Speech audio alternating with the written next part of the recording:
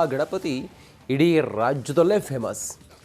ಅಲ್ಲಿನ ಗಣೇಶನ ವಿಸರ್ಜನಾ ಮೆರವಣಿಗೆ ನಡೆಯುವಂಥ ಶೋಭಾಯಾತ್ರೆ ಇದೆಯಲ್ಲ, ಅಷ್ಟೇ ಪ್ರಖ್ಯಾತಿ. ಈ ಶೋಭಾಯಾತ್ರೆಯಲ್ಲಿ ರಾಜ್ಯದ ವಿವಿಧ ಜಿಲ್ಲೆಯ ಜನರು ಪಾಲ್ಗೊಂಡು ಗಣೇಶನ ವಿಸರ್ಜನೆ ಯಾತ್ರೆಯಲ್ಲಿ ಅದೆಷ್ಟೋ ಹೆಣ್ಣು ಮಕ್ಕಳು, ಪಡ್ಡೆ ಹುಡುಗರು ಎಲ್ಲರೂ ಕೂಡ DJ ಶಬ್ದಕ್ಕೆ ಸಖತ್ ಡ್ಯಾನ್ಸ್ ಮಾಡಿದರು.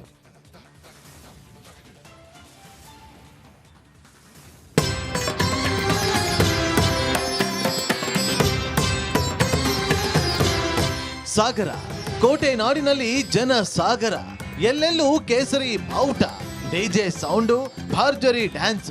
ಇದು ಚಿತ್ರದುರ್ಗದ ಹಿಂದೂ ಮಹಾಗಣಪತಿ ಶೋಭಾಯಾತ್ರೆಯ ಝಲಕ್. ಕೋಟೆ ನಾಡಲ್ಲಿ ಗಣೇಶನ ಅದ್ದೂರಿ ಮೆರವಣಿಗೆ, ಶೋಭಾಯಾತ್ರೆಯಲ್ಲಿ ಲಕ್ಷಾಂತರ ಜನರು ಭಾಗಿ.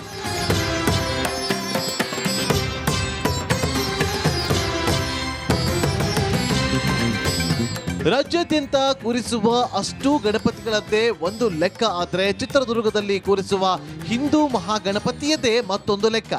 ಈ ಗಣಪನ ಶೋಭಾಯಾತ್ರೆ ದಿನ ಇಡೀ ಊರಿಗೂರೇ ಬಂದ್ ಆಗುತ್ತೆ. ಇಡೀ ಕೋಟೆ ನಾಡು ರೋಡಿಗಿಳಿಯುತ್ತೆ. ಲಕ್ಷ ಲಕ್ಷ ಜನ ಸೇರ್ತಾರೆ ಅಂದ್ರೆ ಗಣೇಶನ ಗತ್ತು ಗಮ್ಮತ್ತು ಎಷ್ಟಿರಬೇಡ, ನೀವೇ ಊಹಿಸಿಕೊಳ್ಳಿ.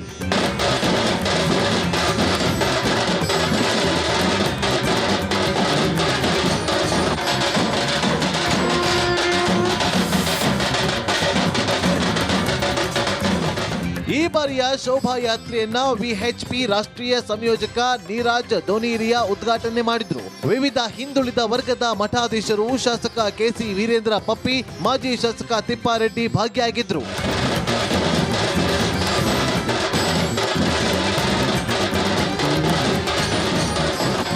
ಅದ್ದೂರಿ ಗಣೇಶನ ವಿಸರ್ಜನಾ ಮೆರವಣಿಗೆಯಲ್ಲಿ DJ ಸೌಂಡ್ಗಳು ಅಬ್ಬರಿಸಿದ್ವು. ಗಂಡು ಹುಡುಗರು ಹೆಣ್ಣು ಮಕ್ಕಳು ಭರ್ಜರಿಯಾಗಿ ಸ್ಟೆಪ್ ಹಾಕಿದ್ರು. ಚಂದ್ರವಳ್ಳಿ ಕೆರೆವರೆಗೂ ಜನರು ಕಿಕ್ಕಿರಿದು ಸೇರಿದ್ರು.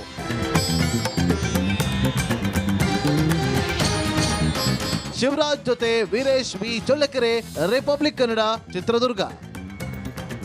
ಮತ್ತೊಮ್ಮೆ ಸ್ವಾಗತ. ಕೊಲೆ ಆರೋಪದಲ್ಲಿ ಜೈಲು ಸೇರಿರುವ ನಟ ದರ್ಶನ್ಗೆ ಬಿಡುಗಡೆ ಭಾಗ್ಯ ಇಲ್ಲ. ದರ್ಶನ್ ಪವಿತ್ರ ಜಾಮೀನು ಅರ್ಜಿಯನ್ನ ಕೋರ್ಟ್ ಮುಂದೂಡಿದೆ. ನಾಳೆ ಬೇಲ್ ಭಾಗ್ಯ ಸಿಗುತ್ತಾ ಇಲ್ವಾ ಅನ್ನೋದು ಗೊತ್ತಾಗಲಿದೆ.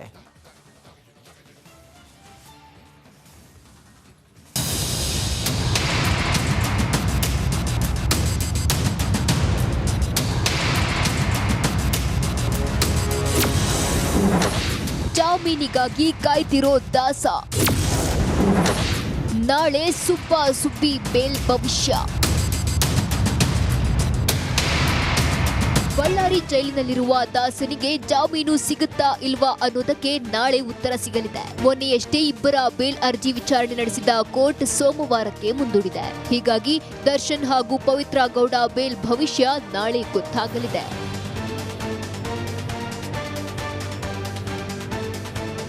ಅಂದಹಾಗೆ ಬೇಲ್ ಸಿಗುವ ನಿರೀಕ್ಷೆಯಲ್ಲಿದ್ದ ದರ್ಶನ್ ಮತ್ತು ಲಿಪ್ಸ್ಟಿಕ್ ರಾಣಿ ಪವಿತ್ರ ಗೌಡಗೆ ಕೋರ್ಟ್ ಶಾಕ್ ಕೊಟ್ಟಿದೆ. ಇಬ್ಬರ ಅರ್ಜಿಯನ್ನ ಸೆಪ್ಟೆಂಬರ್ 30 ಅಂದ್ರೆ ಸೋಮವಾರಕ್ಕೆ ಮುಂದೂಡಿದೆ. ಕಳೆದ ಬಾರಿ ಜಾಮೀನು ಅರ್ಜಿ ವಿಚಾರಣೆ ವೇಳೆ ಪವಿತ್ರ ಪರ ವಕೀಲ ಟಾಮಿ ಸೆಬಾಸ್ಟಿಯನ್ ಸ್ಟ್ರಾಂಗ್ ಆಗಿ ವಾದ ಮಂಡಿಸಿದ್ದಾರೆ. ಪವಿತ್ರಗೆ A2 ಆರೋಪಿ ದರ್ಶನ್ ಲವ್ವರ್ ಆಗಿದ್ದಾರೆ, ಅವರೇ ಕರೆದುಕೊಂಡು ಹೋಗಿದ್ದಾರೆ ಎಂದು ಬರೆದಿದ್ದಾರೆ. ಆದ್ರಿಂದ ಕೃತ್ಯದಲ್ಲಿ ಪವಿತ್ರ ಪಾತ್ರ ಹೆಚ್ಚು ಇಲ್ಲ, ಆದ್ದರಿಂದ ಜಾಮೀನು ನೀಡಬೇಕು ಎಂದಿದ್ದಾರೆ. ಪವಿತ್ರ ಗೌಡ ರೇಣುಕಾಸ್ವಾಮಿ ಕಪಾಳಕ್ಕೆ ಹೊಡೆದ್ಲು ಅನ್ನೋದು ಬಿಟ್ರೆ ಬೇರೆ ಆರೋಪವಿಲ್ಲ. ಆಕೆ ಕಪಾಳಕ್ಕೆ ಹೊಡೆದ ನಂತರ ಮನೆಗೆ ಡ್ರಾಪ್ ಮಾಡಿದ್ರು. ಆದ್ರೆ ಚಾರ್ಜ್ ಶೀಟ್ ನಲ್ಲಿ ಪವಿತ್ರ ಷಡ್ಯಂತ್ರ ಮಾಡಿದ್ದಾಳೆ ಎಂದಿದ್ದಾರೆ. ಆದ್ರೆ ಏನ್ ಷಡ್ಯಂತ್ರ ಅಂತ ಪೊಲೀಸರು ಸ್ಪಷ್ಟಪಡಿಸಿಲ್ಲ. ರೇಣುಕಾಸ್ವಾಮಿ ಪವಿತ್ರ ಇಮೇಜ್ಗೆ ಧಕ್ಕೆ ತಂದಿಲ್ಲ, ಅದೇ ಕಾರಣಕ್ಕೆ ದೂಷಿಸುವ ಹಕ್ಕು ಇದೆ. ರೇಣುಕಾಸ್ವಾಮಿ ಕೆಟ್ಟದಾಗಿ ವರ್ತಿಸಿದ್ದ ವಿಷಯವನ್ನ ದರ್ಶನ್ ಪವನ್ಗೆ ಹೇಳಿದ್ದಾಳೆ. ಪ್ರಿಯಕರ ದರ್ಶನ್ಗೆ ಹೇಳೋದ್ರಲ್ಲಿ ತಪ್ಪೇನಿದೆ, ಆದ್ರಿಂದ ಪವಿತ್ರ ಮಾಸ್ಟರ್ ಮೈಂಡ್ ಎನ್ನುವುದು ಸರಿಯಲ್ಲ. ಕೊಲೆಯಲ್ಲಿ ಆಕೆಯ ಯಾವುದೇ ಪಾತ್ರವಿಲ್ಲ ಎಂದು ವಕೀಲರು ವಾದ ಮಂಡಿಸಿದರು. ದರ್ಶನ್ ಸೇರಿ ಎಲ್ಲ 5 ಆರೋಪಿಗಳ ಬೇಲ್ ಅರ್ಜಿ ವಿರುದ್ಧ ಸೋಮವಾರ ಪ್ರತಿವಾದ ಮಾಡ್ತೇನೆ ಎಂದು SPP ತಿಳಿಸಿದ್ರು. ಆದ್ದರಿಂದ ಕೋರ್ಟ್ ಎಲ್ಲರ ಅರ್ಜಿ ವಿಚಾರಣೆಯನ್ನ ಸೋಮವಾರಕ್ಕೆ ಮುಂದೂಡಿದೆ. ಹೀಗಾಗಿ ನಾಳೆ ದರ್ಶನ್ ಹಾಗೂ ಪವಿತ್ರ ಗೌಡಗೆ ಕೋರ್ಟ್ ಜಾಮೀನು ಮಂಜೂರು ಮಾಡುತ್ತಾ ಅಥವಾ ಜೈಲೇ ಗತಿಯಾಗುತ್ತಾ ಕಾದ್ ನೋಡಬೇಕಿದೆ. Bureau report, republic Kannada.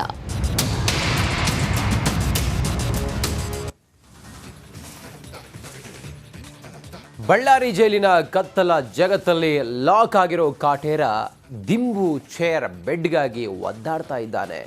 ಆದರೆ ಇದಕ್ಕೆ ಜೈಲು ಅಧಿಕಾರಿಗಳು ಬ್ರೇಕ್ ಹಾಕ್ತಿದ್ದು, ದಾಸರ ಪರ ವಕೀಲರ ಎಚ್ಚರಿಕೆಗೆ ಜೈಲು ಸಿಬ್ಬಂದಿ ತಿರುಗೇಟು ನೀಡಿದ್ದಾರೆ.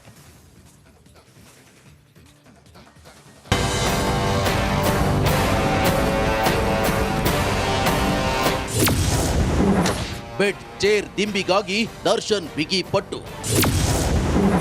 ದಾಸನ ವಕೀಲರಿಗೆ ಜೈಲು ಅಧಿಕಾರಿಗಳ ತಿರುಗೇಟು. ಬಳ್ಳಾರಿ ಜೈಲಿನಲ್ಲಿ ಕತ್ತಲ ಕೋಣೆಯಲ್ಲಿ ದಿನ ರಾತ್ರಿ ದೂಡುತ್ತಿರುವಂತ ದರ್ಶನ್ ಬೆಡ್ ಚೇರ್ ದಿಂಬಿಗಾಗಿ ಪಟ್ಟು ಹಿಡಿದಿದ್ದಾರೆ. ಎಷ್ಟೇ ಕೇಳಿದ್ರೂ ಜೈಲು ಸಿಬ್ಬಂದಿ ಇದಕ್ಕೆ ನಿರಾಕರಿಸುತ್ತಿದ್ದು, ದಾಸನ ಪರ ವಕೀಲರು ಎಚ್ಚರಿಕೆ ಬೇರೆ ಹಾಕಿದ್ದಾರೆ. ಹೀಗಾಗಿ ದರ್ಶನ್ಗೆ ಮತ್ತೆ ಆರೋಗ್ಯ ತಪಾಸಣೆ ನಡೆಸಲು ಮುಂದಾಗಿದ್ದಾರೆ.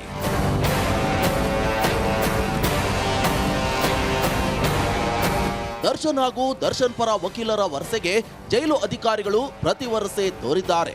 ಜೈಲ್ ಮ್ಯಾನ್ಯುವಲ್ನಲ್ಲಿ ಇಲ್ಲದಿದ್ರು ದಿಂಬ್ ಚೇರ್ ಕೊಡಿ ಅಂತ ದುಂಬಾಲು ಬಿದ್ದಿರುವ ಡಿ ಪಡೆಗೆ ಸೌಲಭ್ಯ ಕೊಡಲ್ಲ ಅಂತ ಹೇಳದೆ ಜೈಲು ಅಧಿಕಾರಿಗಳು ಡಿಲೇ ಮಾಡುತ್ತಿದ್ದಾರೆ.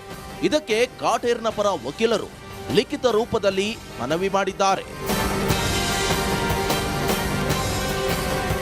2021ರ ಹೊಸ ಮ್ಯಾನ್ಯುವಲ್ ಪ್ರಕಾರ ಆರೋಪಿಗೆ ದಿಂಬು ಬೆಡ್ ವ್ಯವಸ್ಥೆ ಕೊಡಲೇಬೇಕು ಅಂತ ವಕೀಲರು ಲಿಖಿತ ಮನವಿ ಮಾಡಿದ್ದಾರೆ. ಕೊಡದಿದ್ರೆ ಕೋರ್ಟ್ ಹಾಗೂ ಮಾನವ ಹಕ್ಕು ಆಯೋಗದ ಮೊರೆ ಹೋಗೋದಾಗಿ ಎಚ್ಚರಿಕೆ ನೀಡಿದ್ದಾರೆ. ಇದಕ್ಕೆ ಜೈಲು ಅಧಿಕಾರಿಗಳು ತಿರುಗೇಟು ನೀಡಿದ್ದಾರೆ. ಮೆಡಿಕಲ್ ಚೆಕಪ್ ಬಳಿಕ ಸಿಗುತ್ತಾ ವ್ಯವಸ್ಥೆ? ಹೊಸ ಮ್ಯಾನ್ಯುವಲ್ನಲ್ಲಿ ಇವೆಲ್ಲ ಕೊಡಿ ಅಂತ ಇಲ್ಲ. ಮೆಡಿಕಲ್ ಗ್ರೌಂಡ್ನಲ್ಲಿ ಕೆಲ ವಸ್ತುಗಳನ್ನ ಕೊಡಿ ಅಂತ ಇದೆಯಷ್ಟೇ. ಹಾಗೆ ಮಾಡಬೇಕಂದ್ರೆ ಅನಾರೋಗ್ಯ ಇರೋದು ಪ್ರೂವ್ ಆಗಬೇಕು. ಮೊದಲು ಜೈಲು ವೈದ್ಯರಿಂದ ಆರೋಗ್ಯ ತಪಾಸಣೆ ವರದಿ ಸಲ್ಲಿಕೆ ಆಗಬೇಕು. ಇದೆಲ್ಲ ಪ್ರೊಸೆಸ್ ಆಗೋಕೆ ಕನಿಷ್ಠ 15 ದಿನ ಬೇಕಾಗಿದೆ. ಆ ಬಳಿಕ ದರ್ಶನ್ಗೆ ಬೆಡ್, ಪಿಲ್ಲೋ, ಚೇರ್ ಸಿಗುವ ಸಾಧ್ಯತೆ ಇದೆ. Bureau report, republic Kannada. Uttara Kannada ಜಿಲ್ಲೆಯ ಶಿರೂರು ಗುಡ್ಡ ಕುಸಿತ ರಾಜ್ಯವನ್ನೇ ಬೆಚ್ಚಿ ಬೀಳಿಸಿತ್ತು. ಮೊನ್ನೆಯಷ್ಟೇ ಕೇರಳದ ಅರ್ಜುನ್ ಮೃತದೇಹ ಸಿಕ್ಕಿತ್ತು. ದುರಂತ ಅಂದರೆ ಇನ್ನೂ ಕೂಡ ಇಬ್ಬರ ಸುಳಿವೇ ಸಿಕ್ಕಿಲ್ಲ. ತಮ್ಮವರನ್ನ ಹುಡುಕಿ ಕೊಡಿ ಅಂತ ಕುಟುಂಬಸ್ಥರು ಪ್ರತಿಭಟನೆಯ ಹಾದಿ ತುಳಿದಿದ್ದಾರೆ.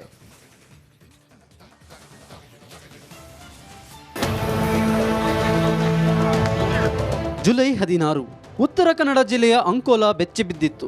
ಶಿರೂರು ರಾಷ್ಟ್ರೀಯ ಹೆದ್ದಾರಿ 66ರ ಪಕ್ಕದ ಗುಡ್ಡ ಕುಸಿದು ಭಾರೀ ದುರಂತ ಸಂಭವಿಸಿತ್ತು. ಈ ಅವಘಡದಲ್ಲಿ 11 ಜನ ಸಿಲುಕಿಕೊಂಡಿದ್ರು. ಈ ಪೈಕಿ ಅರ್ಜುನ್ ಸೇರಿ 9 ಜನರ ಮೃತದೇಹ ಪತ್ತೆಯಾಗಿದೆ. ಆದರೆ ಇನ್ನೂ ಕೂಡ ಪತ್ತೆಯಾದ ಇಬ್ಬರ ಸುಳಿವೇ